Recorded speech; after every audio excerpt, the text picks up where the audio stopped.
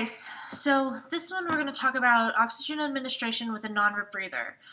This one, you'll have your oxygen tank. You'll want to make sure that you have your gloves on, your goggles, masks, whatever else. And then oxygen tank, regulator, which should be on the oxygen tank. And then you'll want to make sure you have your non-rebreather mask.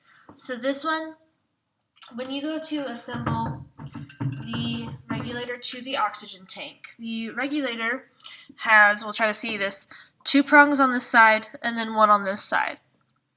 So when you attach the regulator to the oxygen tank, let's see if we can see this here, you have 2 holes on this side and then there's going to be 1 on the other. So we just match those up.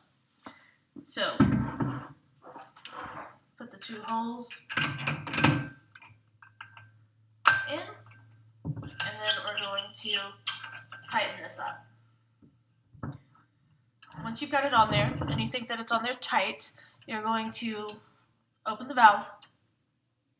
Okay, so this one has a nifty noodle on top that comes with it. You can do that.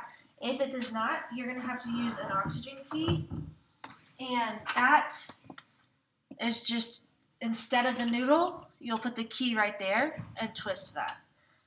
Whenever you open it, you're going to make sure that you listen for leaks. You'll make sure the dial is on 0 and listen, make sure we don't have any leaking coming from anywhere that it's connected or from this part itself. If so, then we need to change regulators. Once you have this done, you're going to check your gauge, make sure it's full or above, somewhere where we have adequate oxygen in here to be able to give the patient. From there, you're going to want to attach your non-rebreather. So you've got this end of the cord, which will attach to this nozzle. When you turn this on, you're going to open this up, 15, and you will plug the hole inside of here.